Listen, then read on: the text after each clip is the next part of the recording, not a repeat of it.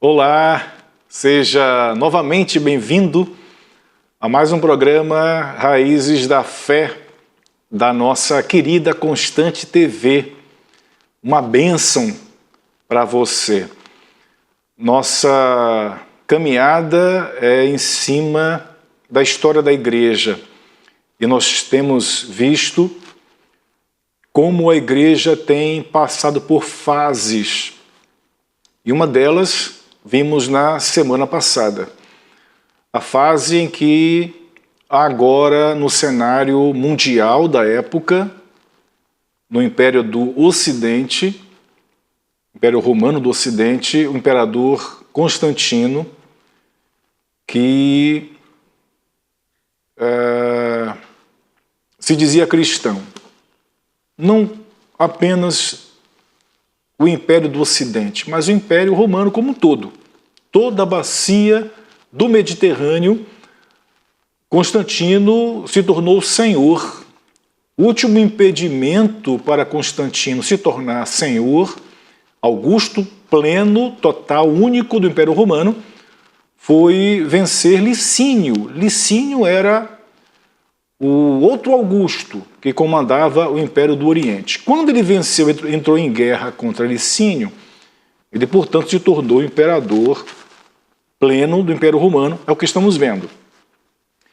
E como ele se dizia cristão, começou a favorecer a igreja, ao mesmo tempo que favorecia a religião pagã.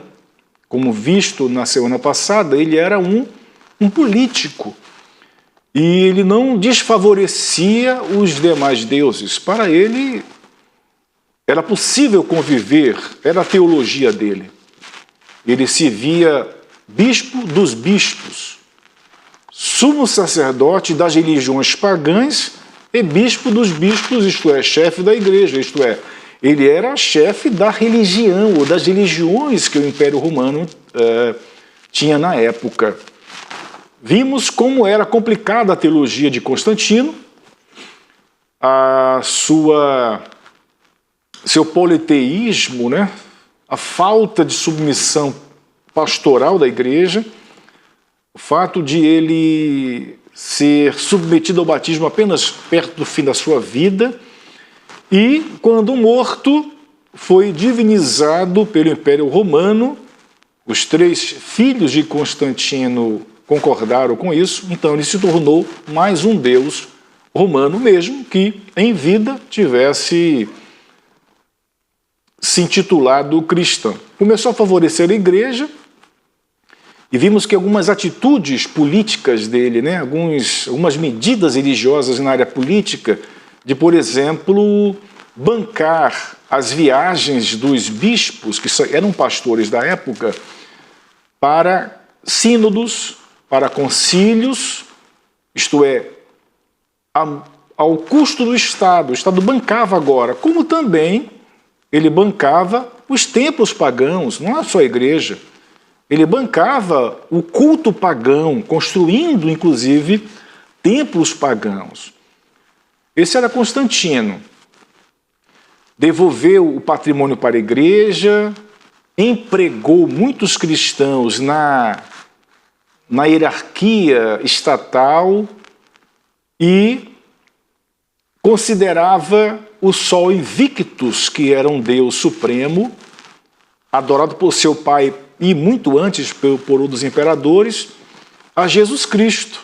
Então ele entendia, diante de uma equivalência teológica, dizer que Jesus Cristo era o mesmo Sol Invicto. Portanto, ele instituiu o culto ao Deus cristão no primeiro dia da semana, no domingo, e exigiu que as tropas romanas fizessem isso. As tropas romanas não se opuseram porque elas já faziam isso em adoração ao Deus Sol Invicto no domingo, primeiro dia da semana. Então a coisa ficou tranquila para Constantino. Isso nós vimos na semana passada e quero abrir um parêntese aqui para dizer o seguinte: Você pode interagir conosco, você pode mandar as suas dúvidas, você pode mandar as suas inquietações, aprofundamentos, que alguma coisa ficou superficial. É claro que não dá para aprofundar tanto aqui, mas é possível a gente interagir, tá certo? Então, nós queremos dizer isso. Hoje nós veremos uma outra parte dessa história, ainda de Constantino, que vamos ver a partir de agora. E nós vamos ver nesta semana o impacto de Constantino. Parte do conteúdo de hoje, desta semana, tem a ver com o que nós já começamos a considerar. Desde a semana passada, nós já conseguimos aprender acerca das políticas religiosas de Constantino, o impacto que isso causou para a igreja. A gente vai revisar alguma coisa para avançar um pouquinho mais. Então, impacto de Constantino. A primeira, portanto, o primeiro impacto, né,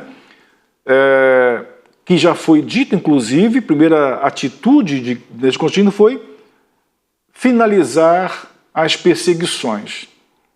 Não é demais a gente lembrar das agruras, dos sofrimentos porque passou a igreja.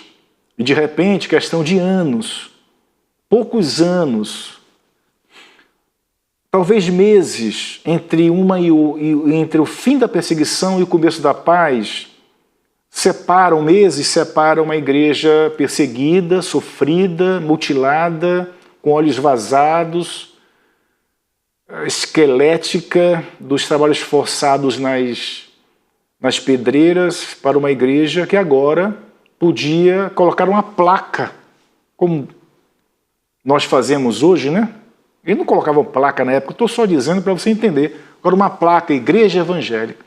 Agora era possível, não havia mais perseguição. Então, o primeiro impacto que a igreja sentiu foi poder andar na rua com o meu cordão da cruz.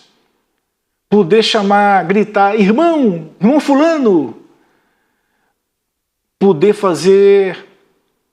ter a liberdade como nós temos hoje, né? De pregar em praça pública.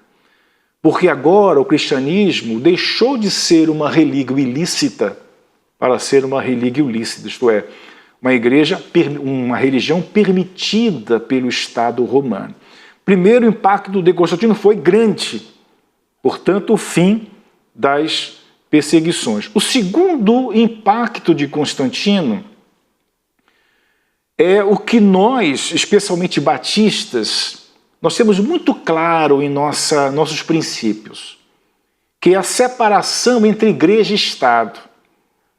Eu disse até na última aula que o Estado é laico e deve ser. O Estado brasileiro não tem que bancar a igreja, não tem que custear a igreja. Não, isso é papel dos cristãos. Meu papel, com meu dízimo, manter a minha igreja. Portanto, é saudável essa separação. Nós, batistas, não abrimos mão desse princípio histórico da separação entre igreja e Estado. O Estado é o braço da lei que cuida das coisas administrativas do país, a igreja cuida das coisas dela, espirituais, dos seus membros. E ambos contribuem para a sociedade. Tanto as políticas públicas quanto a igreja contribuem para a sociedade. Um exemplo disso que estamos vendo neste ano de 2024, aquela terrível inundação no Rio Grande do Sul.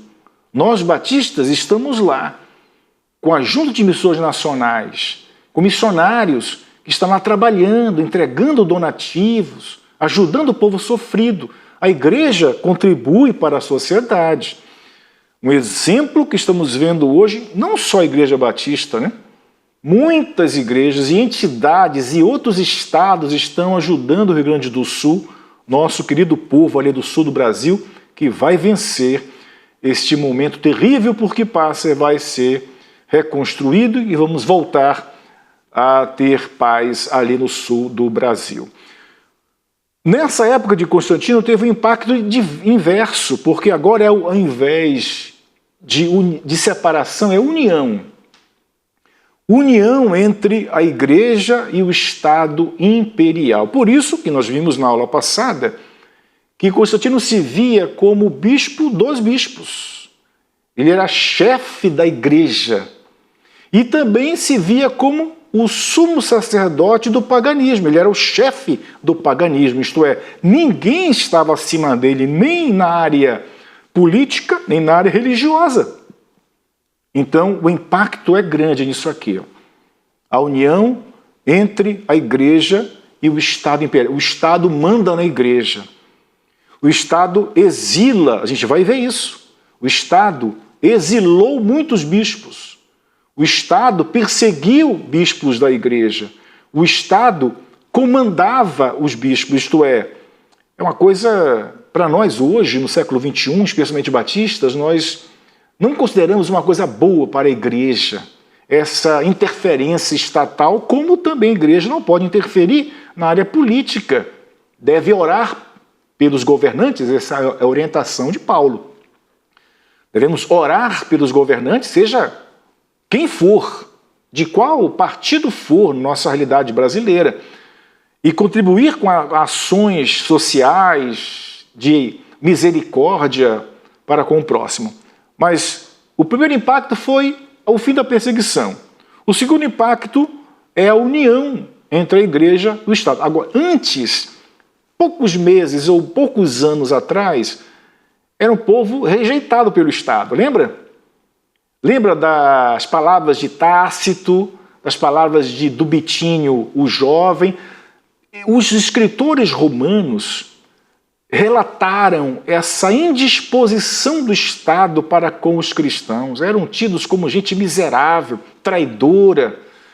E você lembra das calúnias, né? Diziam que os cristãos eram incestuosos, eram canibais, eram miseráveis, acreditavam em um homem condenado. Agora, a igreja se juntou com o Estado. É uma coisa só. Agora, o status da igreja mudou. Agora ela é uma igreja ligada ao Estado. Não é a igreja oficial ainda, mas uma igreja ligada ao Estado. O terceiro impacto de Constantino, da conversão de Constantino, é que houve um desenvolvimento do que poderíamos chamar de uma teologia oficial. Nós pincelamos na última aula sobre isso, uma teologia oficial, isto é, como é que a igreja entendia aquele momento do ponto de vista teológico? Constantino foi visto como o eleito de Deus e que sua obra era a consumação da história da igreja. Portanto, Constantino era uma forma de Messias, isto é, o enviado de Deus. Ele não era um político qualquer. E a história da igreja era a consumação da história de Deus. O que estava acontecendo, portanto, algo impensado, impensável, inimaginável. O que está acontecendo agora não pode ser algo gratuito. Isto é, estamos vivendo o fim dos tempos. O milênio está chegando. O milênio chegou e Deus promoveu isso a partir de um escolhido, Constantino. Essa era a teologia oficial. A teologia que a igreja pensava, entendia aquele momento do ponto de vista religioso, teológico. Um dos nomes que aparecem considerando essa postura, esse entendimento, é Eusébio de Cesareia. A gente vai ver um pouquinho sobre ele. Eusébio de Cesareia, um pai da igreja, né? Um bispo da igreja de Cesareia. Ele entendia dessa maneira. Ele escreveu um texto chamado História Eclesiástica, que é um texto de história que conta os primeiros 3 séculos da história da igreja. E muitas das informações que nós temos, que nós tratamos na primeira temporada, de perseguições do segundo século, terceiro século, nós sabemos a partir da leitura desta obra, que você pode comprar, vou falar dela daqui a pouquinho. Então, o terceiro impacto é que houve esse entendimento teológico. É como se o eleito de Deus, o escolhido de Deus, o impensável imperador cristão agora, Deus estabeleceu a igreja como o fim dos tempos, estabelecendo o milênio. E assim a igreja pensava que desta maneira, né? O quarto impacto de Constantino é que enquanto uma ala da igreja entendia dessa maneira, que era um eleito, que o momento era divino, que era a vontade de Deus, que Deus estava promovendo isso, vamos apoiar Constantino porque é o enviado de Deus, o eleito de Deus, enquanto a igreja, de um modo geral, pensava assim, havia uma ala da igreja que pensava diferente, que se opunha a esta nova realidade. Outros seguiram um caminho oposto. Para eles agora era muito fácil ser cristão. Por isso, era o começo de uma grande apostasia na igreja. Uma ala da igreja pensava assim, isso não é obra de Deus. Unir igreja e Estado, um governante, um imperador, que vai à igreja, mas também vai ao templo pagão, e isso não vai dar certo, não. Isso vai dar ruim. Portanto, essa ala da igreja acostumada ao suplício, ao sacrifício da vida testemunhal, com a morte, com as mutilações, agora era muito fácil viver a vida cristã. Como é que saberia da pureza da igreja, de um cristão, se não há perseguição? Porque ficou muito fácil, a porta que era estreita se alargou. E agora esta ala da igreja ficou preocupada com isso. Preocupada que agora era muito fácil ser cristão.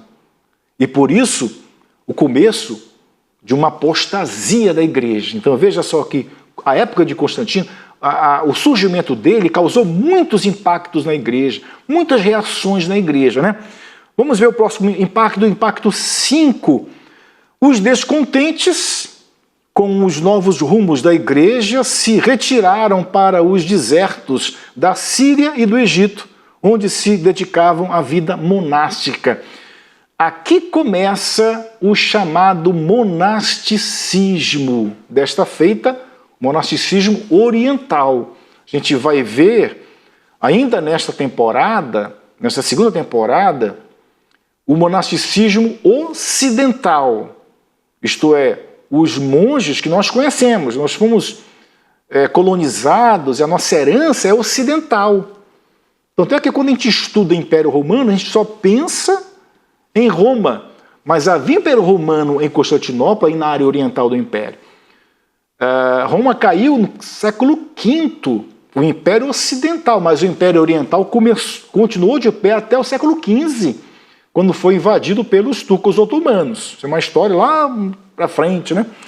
Então, enquanto que havia uma ala da igreja a favor do atual momento, entendendo que era um momento favorável, divino, de Deus, vontade de Deus, outros diziam, não, isso aqui vai dar em apostasia. O outro grupo, portanto, que era descontente, tomou uma atitude. Bom, com esta igreja, aqui pelo menos não dá para a gente conviver mais. Não dá para viver o cristianismo na sua plenitude e na sua pureza. O que esse povo fez? No quarto século, o quarto século viu um êxodo em massa de cristãos para os desertos, para viverem retirados. Monge vem do termo monakos no grego, quer dizer solitário. Isto é, não dá para viver em comunidade nessa igreja agora, que está muito parecida com o Estado. A gente vai ver isso daqui a pouquinho. Parece muito com o Estado, porque ela se juntou ao Estado. Não dá mais para viver dessa maneira, porque o cristianismo era dos pobres, não era dos ricos, era dos humildes, não era dos poderosos. Era de gente que sofria, não era gente que engordava na vida sedentária, no luxo. Não, isso eles olhavam com os olhos absolutamente negativos, muito embora eles não rompessem com a igreja, eles continuavam cristãos, ligados à igreja, só que não mais nos grandes centros, não mais em Constantinopla ou em Roma, ou em outras cidades famosas como Alexandria, como Antioquia da Síria, como Jerusalém, nada disso. Eles iam para as regiões desérticas da Síria e especialmente do Egito. Aqui começa o chamado monasticismo oriental, pessoas que iam para o deserto, para viver, como já disse, né, termo monge, monachos, no grego, quer dizer solitário, viver solitariamente. E aqui é uma imagem ilustrativa, né, dos monges orientais. Então essa ideia de vida monástica não nasceu com Roma, com a igreja romana, com os monges beneditinos, monges agostinianos, não. Essa ideia de mosteiro, de vida solitária, ela vem do início do quarto século em oposição a esta igreja estatal, esta igreja favorecida pelo Estado. Ainda não é igreja estatal, mas favorecida pelo Estado, né? Muito próxima do Estado, parecida até com o Estado, a gente vai ver. Então é o primeiro impacto, o quinto impacto de Constantino é esse povo que queria um cristianismo mais puro, viver o evangelho mais puro. Então eles se retiravam para as áreas desérticas e viviam lá de maneira solitária. Muito depois começaram a se agrupar e viver em comunidades. Começou um homem solitário. Depois a coisa foi evoluindo, eles começaram a viver em comunidades ainda solitárias em lugares desérticos. Eles iam para a Síria, norte de Israel, extremo norte de Israel, né? Fronteira com a atual Turquia, e Egito, deserto do Egito. E lá viviam basicamente em orações, contemplações, leituras bíblicas. Era uma vida em busca de pureza, de santidade, porque eles viam que a vida de santidade da igreja não estava indo bem. O sexto impacto de Constantino: alguns romperam com a igreja, com a comunhão da igreja, isto é, os primeiros monges se retiravam geograficamente, mas ainda permaneciam ligados à igreja. Só que agora uma outra ala da igreja rompeu com a igreja. Nós não queremos mais essa igreja. Nós vamos fundar a nossa igreja, nossa comunidade. Não seremos mais chamados de cristãos católicos, no sentido de cristão universal. Fundou-se uma nova igreja. Portanto, alguns romperam com a comunhão com a igreja. Esses são os cismáticos, né? Gente que era totalmente contra a realidade daquela igreja, e que resolveram se separar. Não bastava só se distanciar. Sabe aquele momento que você vai assim, vai para um sítio para orar, um local mais sossegado para orar? Os primeiros monges viviam assim, eles não iam só, eles viviam lá sossegados para orar. Só que esses aqui não. Eles romperam com a igreja. Eles se tornaram outra coisa. Então veja só quantos impactos dessa figura Constantino, cristão, né? Se dizia cristão no Império Romano. O sétimo impacto de Constantino para a igreja é que surgiu, com o andar da carruagem, né, com o passar do tempo, surgiu um grande despertamento intelectual. Ora, a igreja estava em paz já há alguns anos. Então isso favoreceu uma igreja mais sedentária, uma igreja que podia copiar os textos bíblicos. Tanto é, como eu disse semana passada, né, se eu não me engano, ou na anterior, os manuscritos do Novo Testamento mais completos que nós temos, o Codex Sinaíticos e o Codex Vaticanos, e posteriormente o Codex Alexandrinos, são os mais completos do Novo Testamento. Eles datam exatamente das primeiras décadas do quarto século, 325, 330. É a data desses manuscritos, especialmente o Vaticanos e os Sinaíticos. Por que nós temos manuscritos tão completos nessa época e fragmentos anteriores? Porque agora a igreja tinha paz. Antes ela era perseguida e os manuscritos eram confiscados, eram queimados. Agora não acontecia mais isso. A igreja começou a copiar. Por isso que nós temos, com esse momento de paz na igreja, nós temos, como eu disse nessa aula que eu me refiro, quase 5.800 manuscritos só do Novo Testamento. Porque a igreja teve paz e começou a copiar os textos, estudar os textos, e com essa prática, com essa liberdade, surgiu um despertamento intelectual dentro da igreja, isto é, pensadores. Pessoas que começavam a pensar, interpretar os textos bíblicos e a gerar teologia, gerar entendimentos e, é claro, com essa liberdade de pensamento, liberdade para viver a sua fé, tempo para estudar os manuscritos, o texto bíblico, tempo para ler outros textos da era clássica, bancados pelo Estado. Isso gerou um clima favorável para diversas teorias, diversos estudos, diversas teologias, diversas doutrinas, né? Que é natural num ambiente deste. Só que, infelizmente, o despertamento intelectual levou à criação, à geração, ao aparecimento, ao surgimento de heresias, de falsas doutrinas dentro da igreja. Esse é o resultado da liberdade, né? Eu não sou a favor da opressão, sou a favor da liberdade que nós temos. Só que é uma liberdade que deve ser pautada na verdade. Não adianta ter liberdade e criar falsas doutrinas. Eu vou dar um exemplo, abrir uma nota de rodapé, para dizer o seguinte: alguns evangélicos, né, alguns protestantes de hoje, dizem assim que nós temos livre interpretação do texto bíblico. A exemplo, de forma contrária à era medieval, em que o entendimento vinha do colégio sacerdotal, dos católicos, eles diziam que eu tenho que crer. Quem não cresce como a Igreja Católica Romana era queimado na fogueira da Inquisição, era chamado de herege.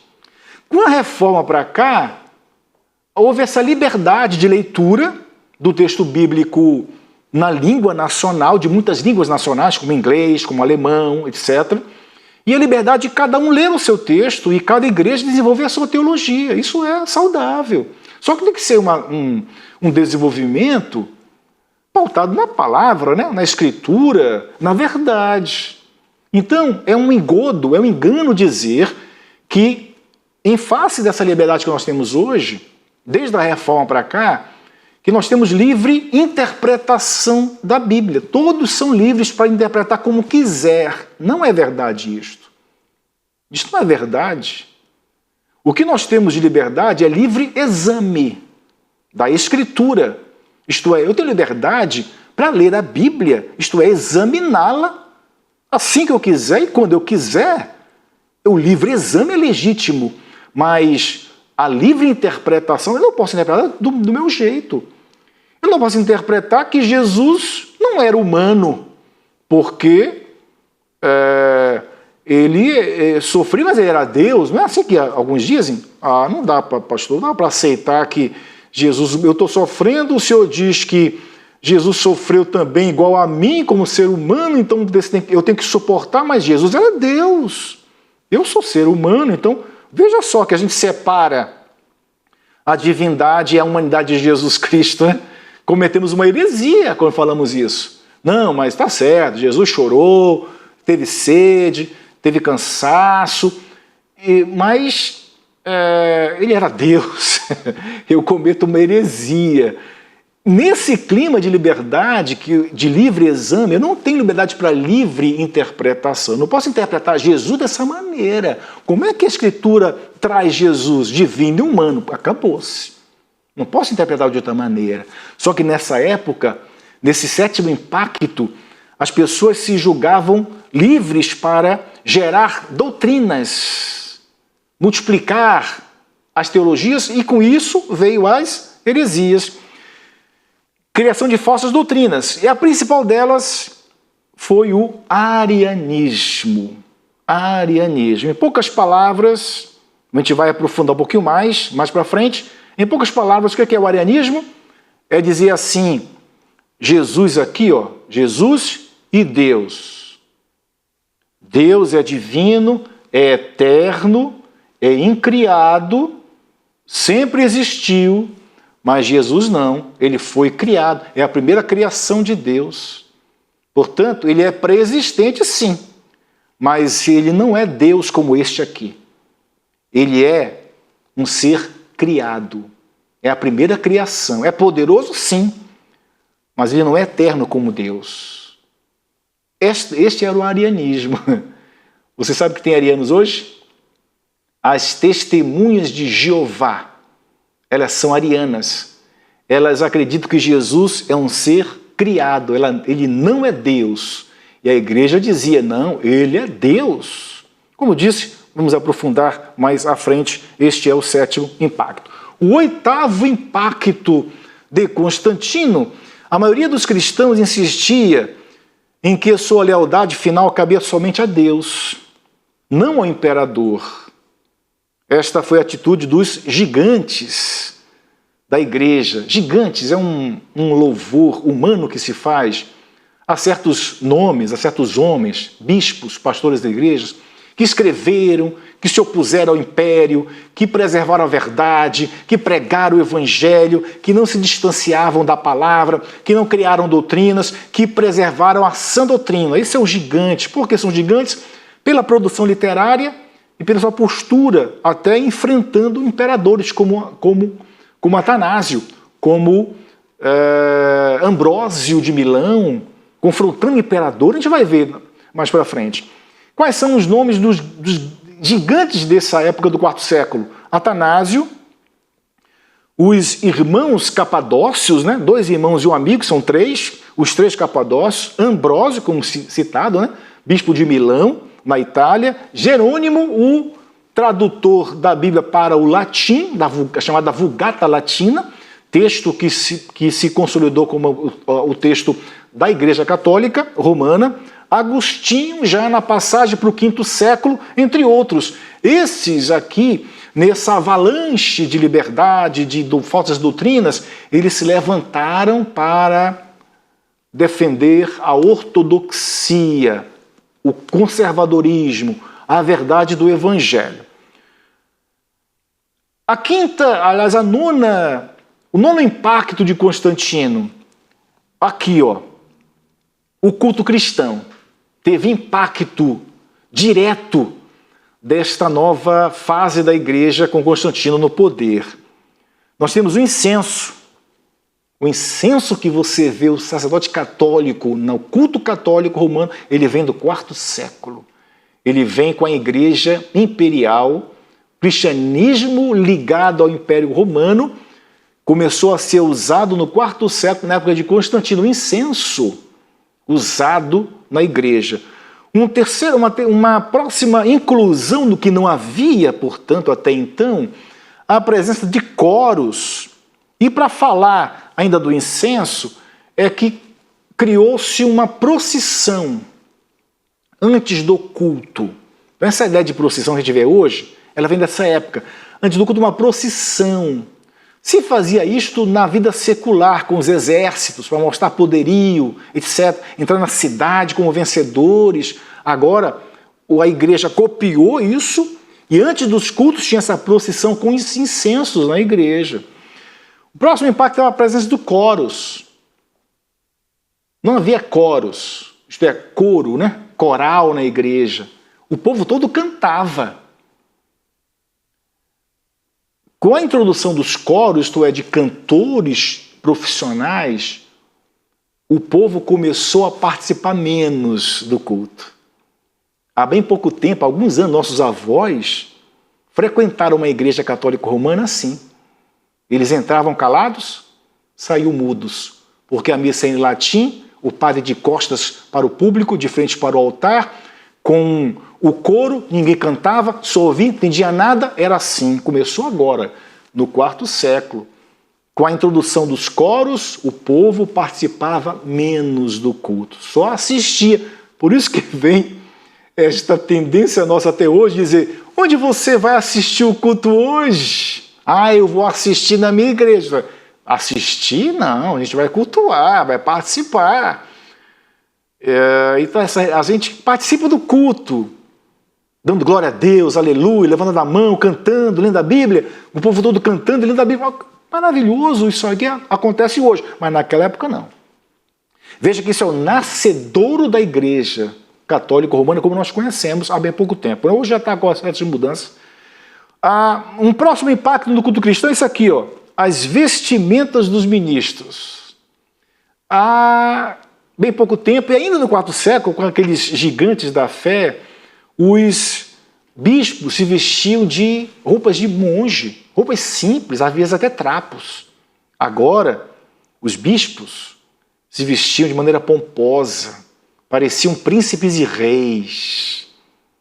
Alguma semelhança? Não é mera coincidência. Vem dessa época, essa indumentária elaborada para mostrar pomposidade, para mostrar riqueza e poder. Vem desse momento com Constantino, essa vestimenta sacerdotal dos ministros. E as procissões que eu falei que vem, portanto, o incenso, a introdução no culto cristão do incenso, dos coros, das vestimentas ricas, exuberantes dos sacerdotes e agora das procissões, coisas que não havia antes, agora começa a acontecer na igreja, a partir do impacto de Constantino. A décima, já correndo aqui no nosso tempo, o décimo impacto, a veneração às relíquias. Eu estabeleci aqui um roteiro para que você entenda. A veneração às relíquias que temos hoje, elas tiveram um berço, o nascedouro, quando e onde? No Império Romano, de Constantino, no quarto século. Então, eu vou ler essa sequência para que você entenda a evolução, tá certo? No ponto 1, desde o segundo século, os cristãos comemoravam o aniversário da morte de um Marte, celebrando a ceia no lugar onde ele estava enterrado. Eu comentei isso. Iam lá nas catacumbas e hoje é o aniversário da morte do irmão que morreu lá na arena. Aí faziam um culto em homenagem à vida dele, não era adoração a ele. Homenagem à vida dele, ao que ele foi, para preservar a lembrança sacrificial dele e incentivar os que estavam lá, passando pela perseguição. E eles tinham esse culto lá, e tinham a ceia. Só que a coisa evoluiu. Para qual? Ponto 2. Então foram construídas igrejas em muitos desses lugares. Qual foi o lugar que ele foi enterrado? Ali constrói uma igreja. Olha só, a evolução, né? Caminhou mais. O que é que vai dizer o ponto 3? Não demorou para que as pessoas pensassem que o culto teria significado especial se celebrado em uma dessas igrejas. Só é um culto abençoado, especial, se eu for cultuar a Deus, a Cristo, numa igreja que foi construída no local de sepultamento de um desses santos. Está percebendo a evolução que acontece hoje para chegar nos dias de hoje? Ponto 4. Em consequência, começaram a desenterrar os mártires para colocar seu corpo nas igrejas que estavam sendo construídas. Começava a desenterrar o futuro santo, o Marte, para colocar o corpo em igrejas que estavam sendo construídas. Ponto 5 dessa evolução, a veneração às relíquias. Sem demora, muitos começaram a atribuir poder milagroso a essas relíquias. Não bastava mais comemorar, como ponto 1, a vida do Marte para incentivar os que estavam vivos. Agora, essas relíquias, esse corpo desenterrado e colocado nas igrejas, agora tem poder para fazer milagre. Nessa evolução, ponto 6, resultado disso tudo, veneração e para adoração foi um passo curto. Você está entendendo a evolução como nós chegamos hoje? Essa veneração a santos, adoração a santos católicos, vem daqui, dessas relíquias, do corpo deles, desenterrados, colocados nas igrejas, e atribuído milagre a eles. Acontece, você sabe o que eu estou falando, acontece isso, Há um dado histórico, no ponto 7, a imperatriz Helena encontrou a verdadeira cruz de Cristo, a chamada Vera Cruz. Logo surgiram boatos de que essa cruz tinha poderes milagrosos e partes dela foram espalhados por muitas regiões do Império. A veneração às relíquias, pedaços da cruz, Teve uma época na Idade Média, na Baixa Idade Média, príncipes cristãos católicos romanos que tinham um frasco com o leite do peito de Maria, que dava resultado de milagre. O impacto de Constantino, o 11º impacto, as catedrais. Veja aqui, ó, os cristãos se reuniam nas casas, nós já falamos disso. A primeira referência a um local neutro, que eu saio da minha casa, vou para ele, é no meio do 2º século, nessa igreja aqui que foi escavada, a Dura Europos. Dura Europos. Foi encontrada na Síria. Então veja aqui, ó, ela é datada de 235 depois de Cristo. É uma imagem de uma igreja, a primeira igreja, local neutro de reunião da igreja, a Dura Europos. Só que o impacto de Constantino agora, ele vai construir, ele vai sair dessa simplicidade para as catedrais. Veja só, é o próximo slide. Ele sai da Dura Europos, sai das casas, agora para as catedrais.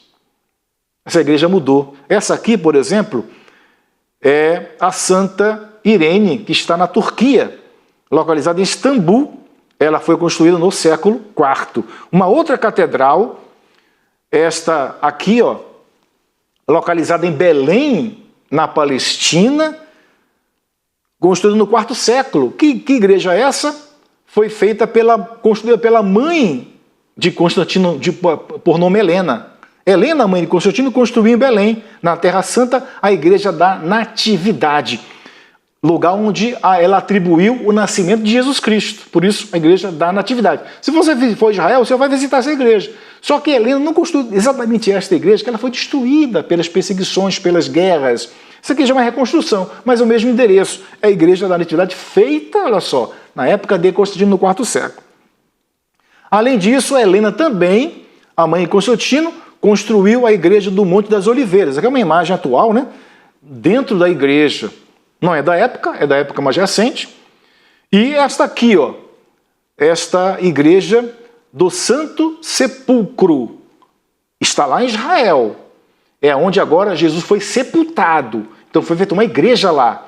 A Igreja do Santo Sepulcro foi construída como parte da celebração do 30º aniversário da ascensão de Constantino ao poder. Aqui está a Basílica, né, do Santo Sepulcro, um templo cristão localizado no bairro cristão da cidade antiga de Jerusalém, onde, segundo a tradição, Jesus teria sido crucificado e sepultado. Feito por quem?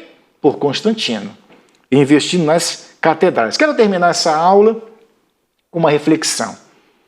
O grande desafio que os cristãos tinham de enfrentar na época de Constantino era até que ponto e como eles deveriam adaptar seus hábitos e costumes cristãos às novas circunstâncias. Vou repetir. O grande desafio que os cristãos tinham de enfrentar na época de Constantino era até que ponto e como eles deveriam adaptar seus hábitos e costumes cristãos às novas circunstâncias. Como é que vamos dialogar com o momento atual, a nossa trajetória cristã? É a pergunta que deixo aí hoje.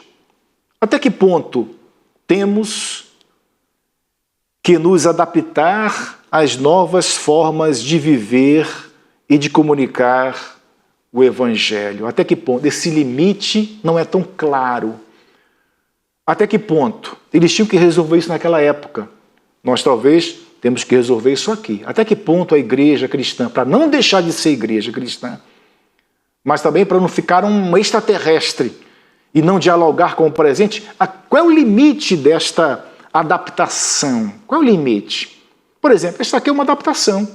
Estou ensinando história, refletindo, falando das coisas de Deus pela TV. Nessa época não tinha, é uma adaptação, eu estou me adaptando. A igreja está adaptada a isso. Mas e outras coisas? Qual é o limite que é a fronteira entre uma adaptação como esta, possível, e uma desfiguração da igreja? É uma reflexão que deixo para o seu coração, para você pensar. Fico por aqui, Deus o abençoe, vejo você na semana que vem.